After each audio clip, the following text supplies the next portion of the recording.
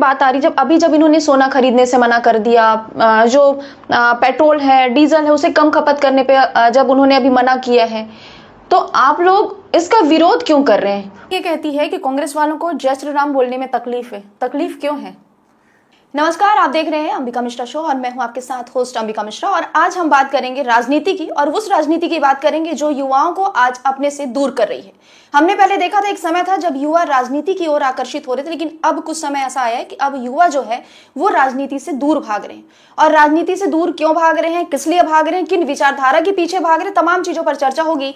और आज हम बात करेंगे एक ऐसे व्यक्ति से जो गांधीवादी विचारधारा से प्रेरित होकर राजनीति में आए हैं और कांग्रेस के साथ है। हम आज बात करते हैं हरपाल ठाकुर जी से, जो हमारे साथ है और मध्य प्रदेश कांग्रेस के वरिष्ठ नेता है। तो सबसे पहले आपके इस चर्चा में बहुत बहुत स्वागत है ठाकुर जी। और नमस्कार जी, हम बात कर रहे हैं, हम जिनसे बात कर रहे हैं हरपाल ठाकुर जी हमारे साथ है। और आज हम बात करेंगे गांधीवादी विचारधारा पर। और मैं इसलिए कह रही हूँ क्योंकि ये खुद गांधीवादी विचारधारा के मानने वाले हैं आप, उसी से आप प्रेरित होकर के आप आए हैं। तो इस पर हम चर्चा करेंगे और आखिर वास्तव में गांधीवादी विचारधारा क्या है और कांग्रेस कैसे इस पर काम करती है, इस पर चर्चा करेंगे। लेकिन इससे पहले हम ये जानना चाहेंगे, हरपाल जी, आप मध्य प्रदेश से हैं, आप जरा अपने बारे में हमारे दर्शकों को बताएं कि आप कहाँ के रहने वाले हैं और राजनीति में आपकी प्रवेश कैसे हुई? नमस्कार अंबिका जी, मैं मध्य प्रदेश में सीहोर जिले के अंदर एक आष्टा तहसील है, आष्टा में एक गाँव है। तो पैदा तो मैं वहाँ हुआ। और राजनीति का जहाँ तक बात होता है, मैं सामान्य किसान परिवार से आता हूँ। तो जब हम स्कूल के अंदर आए और कॉलेजेस के अंदर आए, तो स्कूल और कॉलेज के अंदर क्या होता था कि जो स्टूडेंट्स आते थे ग्रामीण एरिया से, तो उनको स्टूडेंटों को एडमिशन से लेके कई तरह की समस्याएं आती थी। तो हम वो देखते देखते हम उसके लिए काम करने लगे। तो फिर अपने आप लगा कि नई लोगों की मदद करना चाहिए। तो मदद करते करते हम राजनीति में आए। जी, तो राजनीति में आप किससे प्रेरित होकर के आए हैं? राजनीति में जब मैं कॉलेज के अंदर था, तो मेरा ये ध्येय था कि भाई कम से कम नहीं, मैं सीहोर का गवर्नमेंट कॉलेज जो है उसका स्टूडेंट था और वहाँ मैं हॉस्टल में रहता था जी। तो जो हॉस्टल में जनरली लोग सामान्य पृष्ठभूमि के लोग ही होते हैं। तो मेरे दिमाग में ये था कि भाई हम लोगों की मदद कैसे कर सकते हैं। तो उस समय हमारे सामने दो विकल्प थे, एक अखिल भारतीय विद्यार्थी परिषद और NSVI। तो मैंने ये देखा कि अखिल भारतीय विद्यार्थी परिषद के लोग, जैसे मैं बर्थ से तो गांव में तो थोड़ा हमारा फैमिली राजनीतिक रूप से तो नहीं थे, पर चूंकि कांग्रेस को सपोर्ट करते थे। पर जब मैं कॉलेज में था तो मैंने अपना माइंड खुला रखा। तो अखिल भारतीय विद्यार्थी परिषद के लोग बात तो बहुत लंबी लंबी और सैद्धांतिक करते थे, पर जब किसी के काम करने की बात आती थी, मदद करने की बात आती थी, तो मदद करने में उस तरह से आगे नहीं आते थे। और NSVI के लोगों को मैंने देखा कि NSVI में जो लोग काम करते थे वो चाहते थे कि किसी भी व्यक्ति का जो आपके सामने आ रहा है उसकी आप किस तरह से मदद कर सकते हो। तो वो जो मदद करने वाला पार्ट था, उसके कारण मेरा NSVI के प्रति झुकाव हुआ और मैंने NSVI। मतलब आपने जो है अपनी राजनीति की शुरुआत जो है वो छात्र नेता के रूप में की है? जी। तो हम बात कर रहे हैं हरपाल ठाकुर जी से, जो मध्य प्रदेश से बिलोंग करते हैं, सीहोर जिले से हैं और छात्र नेता से इन्होंने अपनी राजनीति की शुरुआत की है। जैसे कि मैंने अपने स्टार्टिंग में ही पहले कहा था हरपाल जी कि युवा जो है पहले राजनीति की ओर आकर्षित हो रहे थे, लेकिन अब राजनीति से दूर जा रहे हैं। इसका कारण आप क्या मानते हैं? जो कारण सबसे बड़ा इसका ये है कि युवाओं को एक तरह से जो पहले क्या होता था, पहले युवा काम करता था और उसको ये लगता था कि भाई हम इस दिशा में बदलना चाहिए। जैसे हमारा स्वतंत्रता संग्राम का आंदोलन था। स्वतंत्रता संग्राम का आंदोलन में सबसे ज्यादा भूमिका बढ़ चढ़ के सारे युवाओं ने ली और एक देश का नया निर्माण कराया। किस्मत वाले रहे कि हमको नेहरू जैसे विजन वाले हमारा प्रथम प्रधानमंत्री मिले। तो उनके विजन के कारण, और इसके बाद लाल बहादुर शास्त्री जी आए, इंदिरा जी आई, राजीव जी आई, उन्होंने उस तरह से इस देश को बनाने में काम किया कि हमारे युवाओं को लगने लगा कि युवाओं का तो राजनीति में कोई आवश्यकता नहीं, चूंकि चीजें अपने आप ठीक चल रही थी। तो इसलिए वो अपने लोगों को रोजगार मिल रहे थे, लोगों को एजुकेशन सिस्टम डेवलप हो रहा था। जैसे अगर कोई व्यक्ति हमारा जवाहर नवोदय विद्यालय में पढ़ लेता था या कोई सेंट्रल स्कूल के अंदर उसका एडमिशन हो जाता, तो निश्चित तौर से वो अपने रोजगार से लेके अपना अच्छे जॉब के साइड में जाता था। तो उस तरफ उनका ध्यान ही नहीं गया। फिर जब स्थितियां उसके बाद बिगड़ी, तो जब बिगड़ने लगी स्थिति, तो तब युवा के दिमाग में क्या आया, फिर ये जो नया आधुनिक मीडिया का युग आया और जो अपने तरह से चीजों को मल्टीप्लाई करने का जो खेल शुरू हुआ, उसमें एक विचारधारा जो है, मैं आपको सच बताता हूँ कि मुझे पहले ये यकीन नहीं होता था कि कोई हम स्वतंत्रता संग्राम के आंदोलन में भी कोई ऐसे संगठन हो सकते हैं जो हमारी आजादी की लड़ाई में जो लोग भाग नहीं ले। जब हम पढ़ते थे कि भाई श्यामा प्रसाद मुखर्जी ने चिट्ठी लिखी स्वतंत्रता संग्राम आंदोलन को रोकने के लिए, भारत छोड़ो आंदोलन के खिलाफ, सावरकर ने माफी मांग ली और उसके बाद वो पेंशन लेकर रह रहे थे। तो मुझे ऐसा, मैं सच में, मुझे एज ए कांग्रेसमैन होने के बाद मैं सोचता था ना, इतना बड़ा तो नहीं होता होगा, ठीक है हुआ होगा, पर इसको बड़ा चढ़ा के बता रहा। पर आज जब हम देखते हैं, आज के परिदृश्य में हम देखते हैं कि जैसे आज भाजपा आरएसएस माइंडसेट के जो लोग हैं, प्रधानमंत्री तो पूरे देश के लिए गर्व का विषय होता है, तो पर भाजपा आरएसएस के लोगों के लिए तो प्रधानमंत्री नरेंद्र मोदी बेहद गर्व के विषय।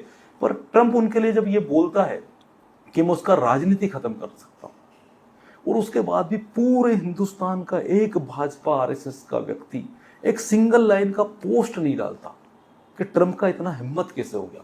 हमें अफसोस है कि हमने उस बात को अलग अलग तरीके से, कांग्रेस और अलग विचारधारा के लोगों ने, कुछ लोग उसको शुद्ध तरीके से उछालते हैं, कुछ लोग उसको पॉलिटिकल टांट के रूप में उछालते हैं, पर हर बंदे ने प्रधानमंत्री की उस इज्जत के पॉइंट को उछाला। भाई चाहे हमारे नेता प्रतिपक्ष राहुल गांधी जी ने भी कहा होगा कि भाई ट्रंप की ऐसे हिम्मत कैसे हो जाती है, आप ट्रंप से के पास सरेंडर हो। तो इसका मतलब ये है कि अगर आप किसी के लिए नहीं बोल पा रहे हो तो निश्चित तौर से फिर मुझे लगता है कि जो विचारधारा अपने हीरो के लिए नहीं बोल रही आज, उसने आज़ादी के स्वतंत्रता संग्राम में क्या किया होगा। तो आज युवाओं का जो भटकाव आया है और उसका परिणाम आज हम भुगत रहे हैं। देखिए आप, हम ये सोचते हैं कि हमको एक अच्छा एटमॉस्फेयर मिले, एक अच्छा कॉलोनी मिले या अच्छा व्यवहार मिले, तो हमको उसके अंदर जाना पड़ेगा। हम सोचें वहाँ गलत हो रहा, उधर नहीं जाते हैं, तो फिर कौन करेगा? जो वहाँ गंदा व्यक्ति बचा वही करेगा। तो युवाओं के अंदर बीच में सोचा गया था कि यार राजनीति गंदा चीज है, इसलिए लोग उस थारी में, पर अब ऐसा नहीं है, अभी चीजें बदलने लगी है। अच्छा हरपाल जी, जैसे अभी आपने विचारधारा की बात की और विचारधारा पे आप लगातार बात कर रहे हैं, कांग्रेस की अगर हम बात करें तो कांग्रेस जो है गांधीवादी विचारधारा पर काम करने वाली है, और गांधीवादी अगर विचारधारा की बात करें तो सत्य और अहिंसा, ये दो चीजों पर कांग्रेस काम करती है।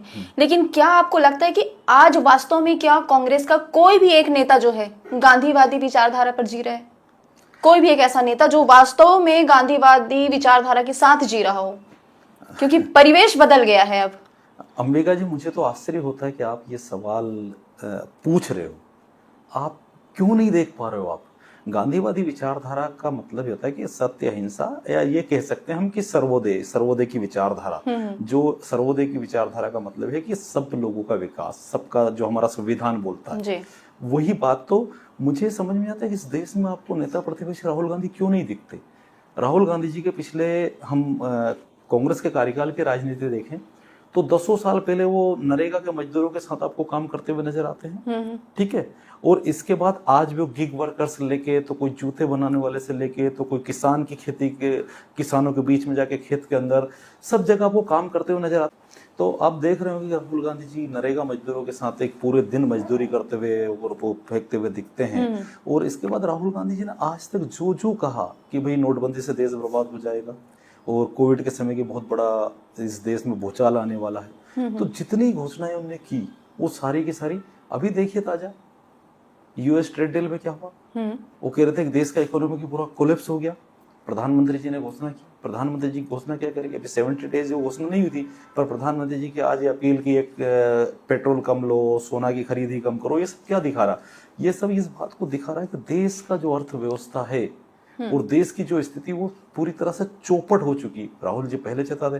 तो राहुल जी सहित इस देश में लाखों लोग गांधी जी के विचार के ऊपर, सर्वोदय के विचार के ऊपर, गांधी, और सबसे बड़ी बात पता है आपको, लोग कहते हैं गांधी विचारधारा। तो गांधी विचारधारा बेसिक है क्या? अगर हम इसको हमारे धर्मों से कनेक्ट करते हैं तो हर धर्म की जो विचारधारा वो गांधी की विचारधारा। भाई भाजपा के लोग भगवान राम के बारे में बहुत बात करते हैं, है ना। तो भगवान राम का आदर्श क्या था? भगवान राम का आदर्श था, मैं तो उसको आपको एक एग्जाम्पल के साथ बताना चाहता हूँ कि रामायण में लिखा है कि जब माता सीता का अपहरण हुआ तो वो सीता जी को खोजते हुए निकले और पहुंचे वहाँ, उनको सुग्रीव मिले, और सुग्रीव जब मिले तभी उनको एक पक्ष दूसरा मिला, बाली। तो सोचिए कि भगवान राम अपनी पत्नी को खोजते हुए गए, और हर व्यक्ति, जो भी बंदा होगा, उसको अपनी पत्नी जल्दी से जल्दी उसको सुरक्षित वापस लाने की योजना होगी। उस समय भगवान राम को कायदे में, जो आज भाजपा आरएसएस का माइंडसेट है, उस हिसाब से किसके साथ खड़ा होना चाहिए था? भाई ताकतवर तो बाली था, जी। तो बाली से हाथ मिलाना चाहिए था जाके। अगर आज हम बीजेपी आरएसएस या हमारे प्रधानमंत्री को कह दें कि भाई आप ये दो सिचुएशन है और आपका बहुत बड़ा कोई परिवार या कोई ऐसा होगा तो आप किसके साथ खड़े होगे जाके, तो वो तो जाके नेचुरल रूप से बाली के साथ खड़े होंगे। तो भगवान राम किसके साथ खड़े हुए? भगवान राम सुग्रीव के साथ खड़े हुए। सुग्रीव के साथ क्यों खड़े हुए? क्योंकि सुग्रीव के साथ अन्याय हुआ था और सुग्रीव के साथ सत्य था, सुग्रीव के साथ धर्म था। तो जो हमारी विचारधारा है, हमारा हर धर्म, हम चाहे बुद्ध की बात कर लें, जैन की बात कर लें, इस्लाम की बात कर लें, सिख की बात कर लें, सारे धर्म सत्य पे आधारित है। और हर धर्म ये कहता है कि पीड़ित, शोषित, वंचित जिसके साथ हमको खड़ा होना चाहिए। तो बेसिकली गांधी की विचारधारा वही है। यहाँ पे फिर से एक बात ये आती है, अब जब आपने कहा कि आपने एक उदाहरण दिया श्री राम का, तो भाजपा ये कहती है कि कांग्रेस वालों को जय श्री राम बोलने में तकलीफ है। तकलीफ क्यों है? कि आपने पूछा कि भाई जय श्री राम का नारा क्यों नहीं लगाते, तो जय श्री राम का नारा कांग्रेस के किसी भी व्यक्ति को लगाने में अंतर नहीं है। देखिए, आपको ये समझना पड़ेगा कि भगवान राम की ही अगर हम बात करते हैं, जितने भी हमारे भगवान हुए, महापुरुष हुए, सबने उस जीवन को जी के दिखाया। तो अब जय श्री राम क्या कर रहे हैं? किसी को मार रहे हैं, किसी के साथ अन्याय कर रहे हैं, किसी शोषित पीड़ित के साथ कर रहे हैं, और बोलो जय श्री राम। ये जय श्री राम नहीं है। जय श्री राम का मतलब ये होता है कि आप शोषित पीड़ित के साथ न्याय करो और उसके साथ जो अन्याय कर रहा है उसके सामने आप खड़े हो। तो कांग्रेस बेसिक ये कहती है कि भाई जो हमारे धर्म कहते हैं वो काम हमको करना चाहिए। जो हमारे आदर्शों ने किया, हमारे आदर्श कौन है? हमारे आदर्श भगवान राम है, हमारे आदर्श बुद्ध है, हमारे आदर्श शिव है, हमारे आदर्श गुरु नानक है। हमारे जितने भी सारे धर्मों के जो है, कोई भी धर्म ऐसा नहीं है जो ये कहता हो कि इंसान से इंसान को नफरत कराए। तो सारे धर्म ये, अच्छा यही बात हमारा संविधान कहता है। संविधान क्या कहता है? अगर मैं तो अंबिका जी ये कहूंगा कि जिन लोगों को लगता है कि भाई जब हम बात करते हैं संविधान के आधार पर चलने की, तो बहुत सारे लोगों को ऐसा डाउट होता है कि जो संविधान के आधार पर चलने की बात करता है इसका मतलब वो शायद धर्म को नहीं मानता।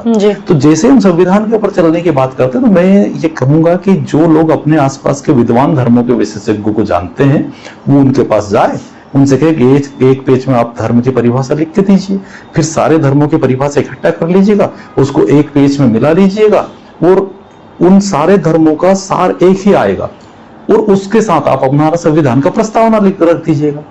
तो प्रस्तावना प्लस सब एक आएगा। तो जो धर्म कहता है वही संविधान कहता है। तो संविधान के आधार पर चलने का मतलब होता है कि हम सब, हर व्यक्ति को वो काम करना चाहिए जो हमारे आदर्शों ने कहा, और उसका सिर्फ एक काम है, इंसानियत से लेकर। अब देखिए कितनी बड़ी विडंबना है कि सनातन धर्म के नाम पे, हिंदू धर्म के नाम पे लोगों को आपस में लड़वा रहे हैं, इंसान को इंसान से लड़ा रहे हैं।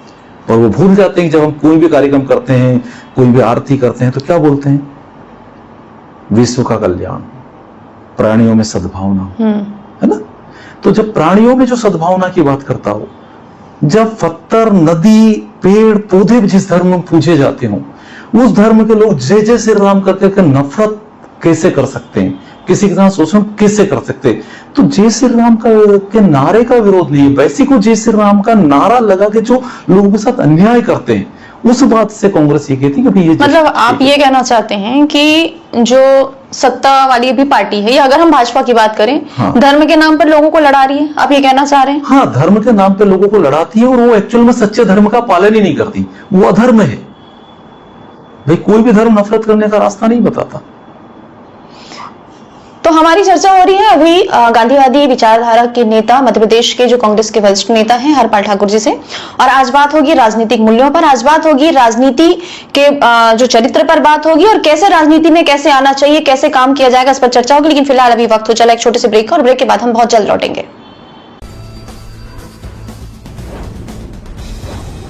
ये चैनल नहीं, जनता की आवाज है, सच, सवाल और समाधान, हर खबर सच के साथ। जुड़े रहिए आरपी न्यूज़ 24 के साथ।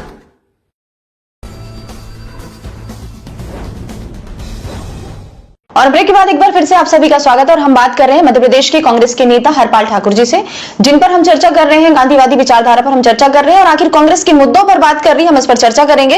और अब हम जानेंगे मध्य प्रदेश की राजनीति पर कांग्रेस अब क्या करे, क्योंकि अभी कांग्रेस सत्ता में नहीं है, वहां पर भारतीय जनता पार्टी की सरकार है, लेकिन वो विपक्ष की जो भूमिका है बड़ी ही मजबूती के साथ निभा रही है। हरपाल जी, अभी हमने देखा है कुछ दिनों पहले, अभी आप लोगों ने गेहूं का जो समर्थन मूल्य है उस पर खरीदी ना करने के विरोध में आप लोगों लोगों ने अब तक का सबसे बड़ा चक्का जाम किया था, क्या था वो पूरा? क्यों आप लोगों की ये नौबत आई कि कांग्रेस और किसान दोनों एक साथ सड़क पर उतर आए? देखिए, जैसा कि आपको पता है कि मध्य प्रदेश के अंदर जो गेहूं की खरीदी को लेकर पहली बात तो ये हुआ कि भाजपा ने और मोदी गारंटी दिया था कि हम 2700 रुपए उसको खरीदेंगे, वो नहीं खरीदा। दूसरा, गेहूं की खरीदी 1 महीने लेट चालू की। वो लेट चालू करने के साथ किसान के साथ इस कदर अन्याय हो रहा कि पहले तो स्लॉट बुकिंग के नाम पे 3-3, 4-4 दिन रात भर उनको जागना पड़ रहा। फिर स्लॉट बुक हो जाता तो जहां वेयर हाउस पे तुलने के लिए जाते हैं वहां 3-4-5 दिन तक लाइन में ट्रैक्टर। अब सोचो कि अगर कोई छोटा किसान है या कोई किराए से ट्रैक्टर लेके चला गया तो अगर 5 दिन वो किराया ट्रैक्टर का देगा तो उसकी क्या हालत होगी। तो इन अव्यवस्थाओं को लेकर के कांग्रेस पार्टी ने ये कहा कि मध्य प्रदेश के मुख्यमंत्री से कि भाई आप ये भाषण देकर के जोरदार अभिनंदन करो से बाहर आइए और जमीनी हकीकत पे किसान का गेहूं 2700 रुपए क्विंटल पे खरीदिए। और आपने जो 1 महीने लेट किया उससे क्या होगा कि जो बेचारा गरीब किसान था, अप्रैल में बहुत सारी शादियां थी, मार्च में शादियां थी, तो उन शादियों के कारण जिन्होंने अपनी फसल बेच दी वो 1800-2200 रुपए क्विंटल बेचा, तो उसकी गेप का राशि आप उनको दो, भाई भावांतर मिलाकर तो उस गेप का राशि दो। और इसके साथ साथ ही मध्य प्रदेश एक ऐसा आज बन गया कि मोहन यादव जी ने इस बार पिछले बार 165 रुपए बोनस दिया और इस बार चूंकि समर्थन मूल्य कुछ बढ़ गया तो इसलिए उसको 165 की जगह 135 रुपए उसमें कम कर दिया, कुल 40 रुपए बोनस दिया। तो आप अगर वो पूरा बोनस भी उतना होता तो आज 2700 रुपए पे पहुंच जाता। तो इस बात को लेकर के कांग्रेस पार्टी, मध्य प्रदेश कांग्रेस ने, कांग्रेस के तमाम नेता, प्रदेश कांग्रेस के अध्यक्ष जीतू पटवारी, उमंग सिंघार, सज्जन वर्मा प्रभारी, हरीश चौधरी सहित मीनाक्षी नटराजन जी सहित तमाम नेताओं ने अलग अलग जगहों पर चक्का जाम में भाग लिया और किसानों का भरपूर उसमें सहयोग भी मिला। और वो सिर्फ हमने एक रोड जाम किया था, हमने एक दिन के लिए मैसेज दिया था कि भाई अगर अभी भी आप ठीक नहीं हो तो हम पूरे प्रदेश के अंदर वो करेंगे। जी, तो इसका कुछ असर हुआ क्या सरकार या प्रशासन की ओर से उस टाइम पे कोई आया था? क्योंकि लगातार फिर एफआईआर भी हुई है उसके बाद से। देखिए, आप बीजेपी का काम करने का पैटर्न समझिएगा, भाजपा को प्रदर्शन से, विरोध से और इन सब चीजों से कोई फर्क नहीं पड़ता, वो हेडिंग मैनेज करने में विश्वास करते हैं। अगर वो पड़ा होता असर तो निश्चित तौर से किसानों के ट्रैक्टरों की लाइनें बंद हो जाती। वो तुरंत ये तय कर देते कि भाई इतने लोगों, जिन लोगों के पास 1800 रुपए क्विंटल का बिल है उसका ये बाकी का राशि हम देंगे। बल्कि उल्टा आवाज को दबाने के लिए उन्होंने एफआईआर की। तो वो ये भूल जाते हैं कि ये गांधी के लोग हैं, वो ये भूल जाते हैं कि ये गांधी, नेहरू, इंदिरा के लोग हैं और वर्तमान में राहुल गांधी के सिपाही। ये जो अंग्रेज की एफआईआर से नहीं डरे वो आपकी एफआईआर से क्या डरेंगे? वो तो किसानों के अधिकार के लिए लड़ेंगे। और किसान का आपने वो स्थिति कर दी कि किसान स्लॉट बुकिंग के लिए रात भर जागेगा, फिर ऐसी गर्मी के अंदर आपका वहां ट्रैक्टर खड़ा करके उसका इंतजार करेगा 7 दिन तक। और जब बेचारा फसल में वो पानी फेरने के लिए फिर रात भर जागेगा। तो कुछ एक काम तो ऐसा हो किसान के साथ जो सुकून से उसकी फसल की खरीदे। और किसान के साथ अन्याय क्या किया पता आपको? आप गेहूं नहीं खरीद रहे हो, उसका पैसा उसके खाते में नहीं आ रहा, और जो सरकार लोन देती है उसकी उनको जमा करने की तारीख 31 मार्च करते हैं, तो सारे किसान डिफॉल्टर हो गए, उनको उसका पैसा एक्स्ट्रा जमा करने पड़ेगा ब्याज का। तो हमारा सरकार से ये मांगे कि भाई एक उस डेट को आप बढ़ा दो। आप जब तक किसान का सारा गेहूं खरीद रहे हो, अगर आप 31 मई तक खरीद रहे हो और पैसा 15 जून तक डाल रहे हो तो उसका तारीख 15 जून करो। अगर 31 मई तक आप करते थे तो 31 मई तक करो। जेन्युइन बात, भाई आप उसका फसल खरीद नहीं रहो और आप उससे कह रहे हो 31 मार्च को पैसा जमा करा दो। फिर बिजली के नाम पर वसूली कर रहे हैं, किसानों की लाइटें काट रहे हैं। तो उन सब चीजों का जो है वो कथनी और करने में इतना जबरदस्त अंतर है कि किसान के पास वास्तविकता में कुछ नहीं बच रहा। आज किसान अपने बच्चों को पालने के लिए दर दर भटक रहा। तो जिस प्रकार बात हो रही, क्योंकि मध्य प्रदेश में किसानों की स्थिति को लेकर के कांग्रेस लगातार जो है आंदोलन कर रही है, सरकार से मांग भी कर रही है और जायज मांग कर रही है कि उनके जो समर्थन मूल्य में जो अनाज या जो फसल है उसकी खरीदी करनी थी वो फिलहाल नहीं कर पा रही है। इससे जुड़ा एक सवाल फिर से मैं गांधीवादी विचारधारा में आ रही हूँ। गांधी जी ने कहा था, उन्होंने एक सपना देखा था ग्राम स्वराज का। जिस समय कांग्रेस की सरकार थी, केंद्र में जब कांग्रेस सरकार काम कर रही थी, ग्राम स्वराज योजना चलाई थी। लेकिन आज हम देखते हैं जो गांव के जो लोग हैं, ग्राम स्वराज योजना के नाम पर अगर कहें तो सबसे ज्यादा पीड़ित वो गांव के लोग हैं, क्योंकि आज भी गांव के लोग मूलभूत जो उनकी सुविधाएं होती हैं उनसे वो वंचित है। इसका कारण आप किसे मानते हैं? ये दोनों के पक्ष में बोलना होगा, क्योंकि भाजपा की भी सरकार अभी है और आप लोगों की भी सरकार पहले केंद्र में थी, लेकिन गांव वालों को मूलभूत सुविधाएं नहीं मिल पाई है अब तक। क्या कारण मानते हैं आप इसका?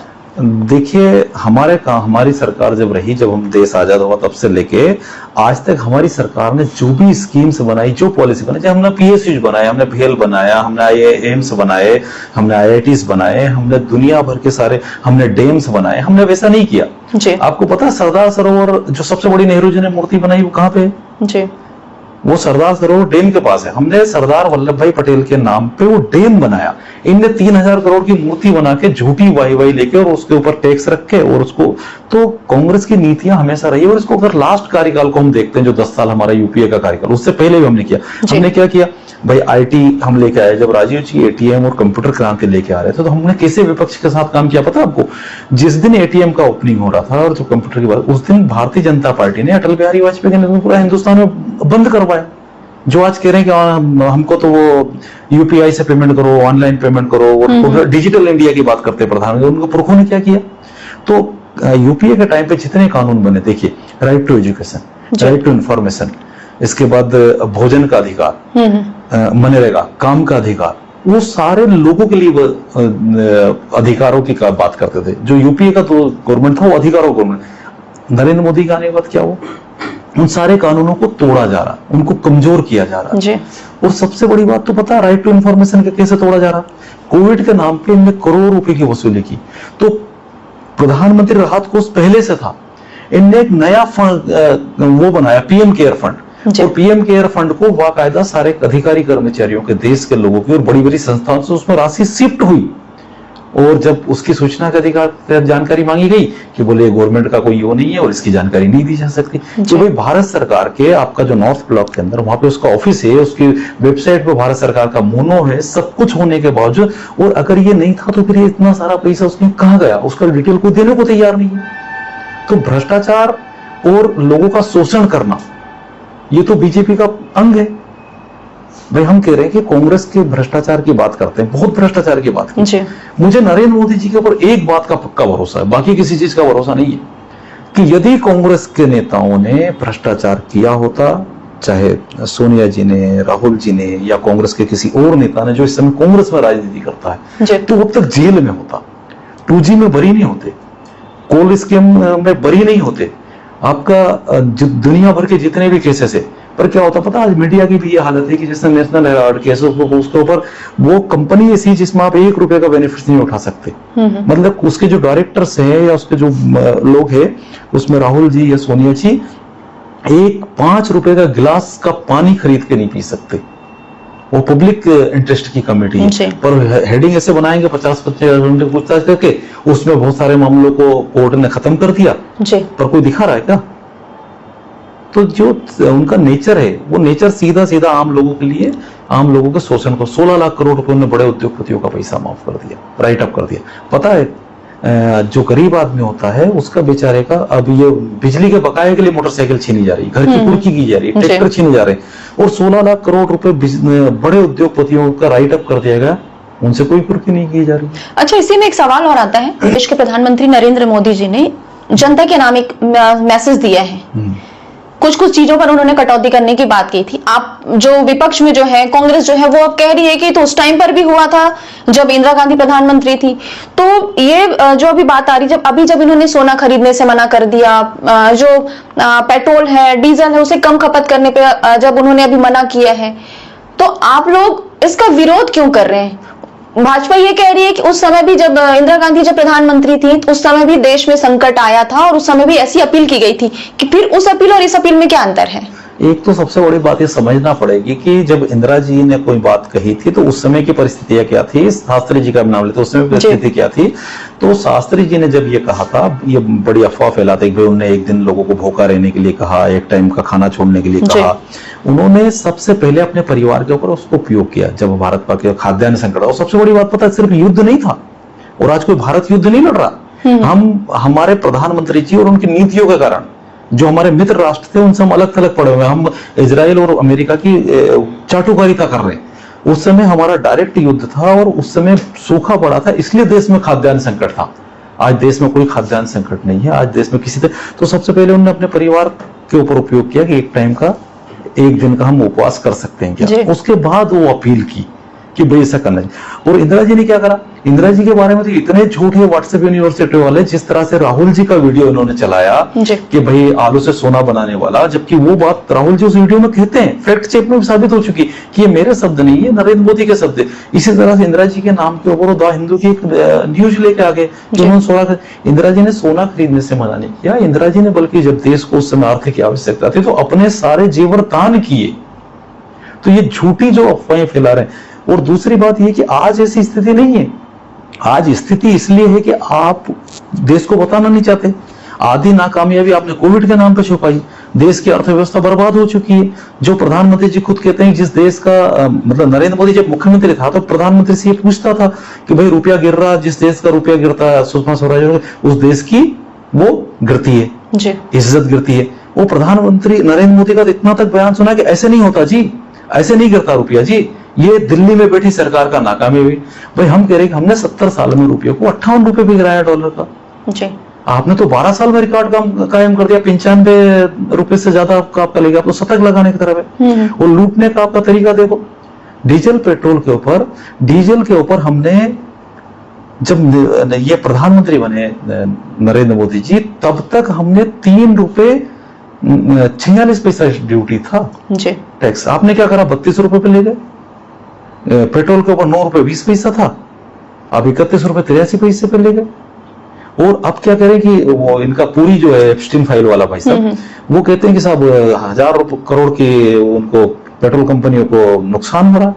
क्यों भैया, पिछले 3 साल से जब आधे से कम कीमत के ऊपर पेट्रोल आ रहा है, डीजल आ रहा है, सर कच्चा तेल आ रहा है, जो करोड़ों लाखों करोड़ 22-24 लाख करोड़ रुपए जब उन कंपनियों ने कमाया, तब आपने क्यों कम नहीं किया, तब उनको राहत क्यों नहीं। जो गैस सिलेंडर था, हमारी सरकार बनने के पहले हम 2-3 लाख करोड़ रुपए का गैस सब्सिडी, वो सब्सिडी के नाम पे डीजल पेट्रोल पर सब्सिडी देते थे, $140 तक पहुंचा था। तब हम डीजल 57 रुपए बेचते थे, पेट्रोल 70 रुपए बेचते थे। आज तो बीच में $30 पर पहुंच गया था, $50-60 पहुंच गया था। मतलब आप ये कहना चाह रहे हैं कि अभी की जो अर्थव्यवस्था है वो गड़बड़ा गई वाकई में। मतलब आप ये मानते हैं कि देश संकट में है? क्या कांग्रेस मानती है कि अभी वर्तमान समय में देश जो है वो संकट में है? हाँ, देश की अर्थव्यवस्था, देश का नौजवान, देश का गरीब, देश का किसान, देश का आम नागरिक मोदी के बनाए गए संकट से जूझ रहा है। देश की अर्थव्यवस्था और आम नागरिकों की रीढ़ की हड्डी तोड़ दी है। 70 साल में जब नरेंद्र मोदी प्रधानमंत्री बने, तब तक देश के ऊपर कुल 55 लाख करोड़ कर्ज था, जिसमें हमने कितने रोड, सड़कें, स्कूल, कॉलेज, कई एक यूनिवर्सिटियां और इतना सारा बनाया। और 12 साल में कमाल देखिए, 225, 35, 55 लाख करोड़ के आसपास कर्ज हो गया, 5 गुना कर्ज। आप ही बताइए, आपके आसपास ऐसा क्या हो गया भाई। और आपने एक बार तो और देखिए, मोदी जी के बनने के बाद आपको पता, बोले यहाँ इस एयरपोर्ट का उद्घाटन हुआ, पहले तो आधे तो अडानी को बेच दिए, और यहाँ पे उद्घाटन हुआ, थोड़े दिन बाद उसकी दीवार गिर गई। पुल भी बड़े बड़े, कहीं बिहार से लेके, कहीं गुजरात से लेके, कहीं पुल गिरते हुए नजर आ रहे। अरे भाई, अंग्रेजों के जमाने बने थे वो, नेहरू जी के जमाने में बने थे वो, आपके राजीव जी के जमाने में बने थे वो, इंदिरा जी के जमाने में बने थे वो, मनमोहन सिंह जी के जमाने में बने थे वो, कोई पुल नहीं गिर रहा। और नरेंद्र मोदी के जमाने में बने गए पुल धड़ाधड़ गिर रहे। तो भ्रष्टाचार का लेवल कितना होगा आप अंदाज लगा सकते हैं। तो देश संकट में है, इसलिए संकट में है कि देश का नेतृत्व उस संकट को हल करने की दिशा में कोई काम नहीं करता, वो बल्कि देश को अपने 3-4 लोगों को फायदा पहुंचाने के लिए, और आजकल उनके नए मालिक बन गए ट्रंप साहब। और ट्रंप साहब मालिक क्यों बन गए? क्योंकि अडानी के खिलाफ कोई जांच चल रही है वहां पे, और एप्स्टीन फाइल में शायद इनके लोगों के भी कुछ नाम है, तो उससे डर के आप उनके बन गए।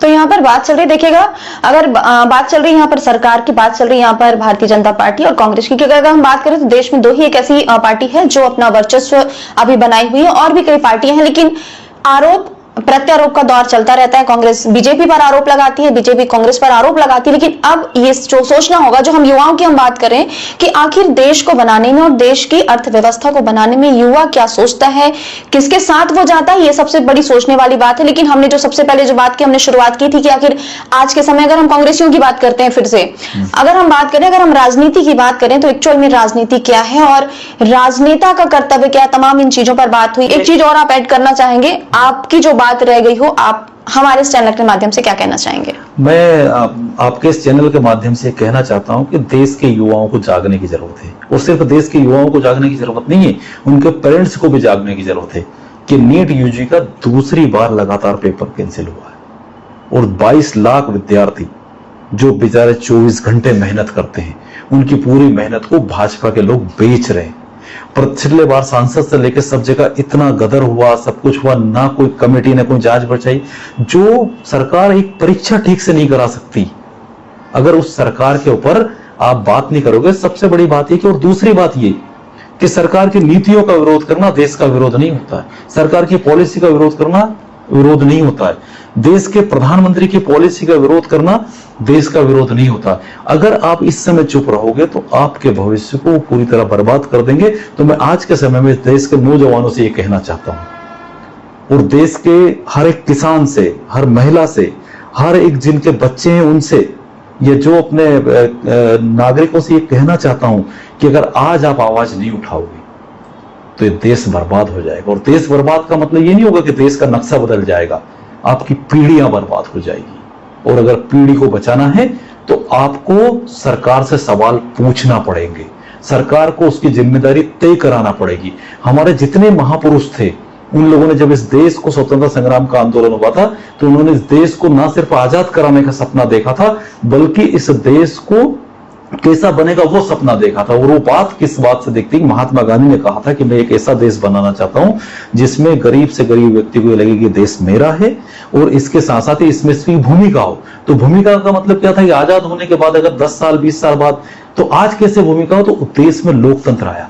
आज हम वोट के माध्यम से सरकार बना सकते, सरकार बिगाड़ सकते हैं, पर हमारा ध्यान नहीं देने के कारण, हम बनावटी मुद्दों में फंसने के कारण आज सरकारें वोट चोरी करके सरकार बन रही है, और उनको इस बात से फर्क नहीं पड़ता है कि 22 लाख युवाओं का पेपर दूसरी बार कैंसिल हो रहा है, भर्तियां लगातार कैंसिल हो रही है, 2 करोड़ रोजगार की बात हुई थी, उस पर कोई बात नहीं हुई। बहुत हुई महंगाई के बार, अब की बार मोदी सरकार दे तो उस पर कोई बात नहीं हुई, महंगाई बिल्कुल कम नहीं हुई, और देश की सुरक्षा बिल्कुल उसके साथ इतना खिलवाड़ कर रहा है। आप सोचिए कि नरेंद्र मोदी के प्रधानमंत्री बनने के पहले 3000 फाइटर जेट हमारी भारतीय सेना में थे, और उसके बाद कितने खरीदे 12 साल में? 36। तो औसत निकाल लीजिए कि देश की सुरक्षा के मामले पे क्या करना चाहते हैं। और नरेंद्र मोदी की सरकार के समय हमारे सेना कैंपों पर तत्काल हमला बढ़ रहे हैं, उन हमलों के बारे में भी कोई चीजें नहीं होती, ये एक आर्टिफिशियल करते हैं और बाद में उसको दबा देते हैं। क्यों नहीं आ रहा सच भाई? पुलवामा में 300 किलो आरडीएक्स कहां से आया था? पहलगांव में हमने स्ट्राइक कर दी, हमारी सेना बहादुर थी हमेशा, हमने तो 93,000 सैनिकों को करा, तो सेना की बहादुरी पे कोई सवाल नहीं है। पर वो जो पहलगांव में आतंकी कहां से आए थे, कौन आए थे, उसकी जांच क्यों नहीं कर रहे? वो सामने क्यों निकल के नहीं आ रहे? क्योंकि भारतीय जनता पार्टी की सरकार इस देश की सुरक्षा के साथ, इस देश के युवाओं के भविष्य के साथ, इस महिलाओं की सुरक्षा के साथ, और किसान को पूरी तरह से खेती से बेदखल करके अपने उद्योगपति मित्रों को खेती का धंधा देना चाहती है। तो हमारी बात हो रही है मध्य प्रदेश के कांग्रेस के नेता हरपाल ठाकुर जी से, और ये एआईसीसी के मेंबर भी हैं। आपकी जिम्मेदारी मिली है, आप उनके सदस्य भी हैं, और आपने एक बहुत अच्छा संदेश दिया और आपने हमें समय दिया, इसके लिए आपका बहुत बहुत आभार, धन्यवाद। और जैसे कि बात चली, इन्होंने एक बहुत अच्छा मैसेज ये दिया है कि अगर बात यहाँ पर बीजेपी की नहीं करते, बात हम यहाँ पर कांग्रेस की नहीं करते, उन्होंने एक बहुत अच्छा मैसेज दिया है देश के युवाओं को, देश की जनता को, कि वो खुद अपना अच्छा सोचे और ये जाने कि आखिर उनका भविष्य किसमें है। ये किसी पार्टी इसमें कोई प्रचार नहीं किया जा रहा, लेकिन हाँ ये है कि देश की जनता को, देश के युवाओं को भी सोचने की जरूरत है कि आने वाला भविष्य उनका सुरक्षित कैसे रहेगा। इन बातों पर विचार करना होगा। बहुत ही अच्छी सार्थक चर्चा हुई है। ऐसी और चर्चा के लिए हमारे साथ में बने रहे। इस खास कार्यक्रम के लिए सहयोगी अकरम के साथ अंबिका मिश्रा, RK News 24 रायपुर। धन्यवाद।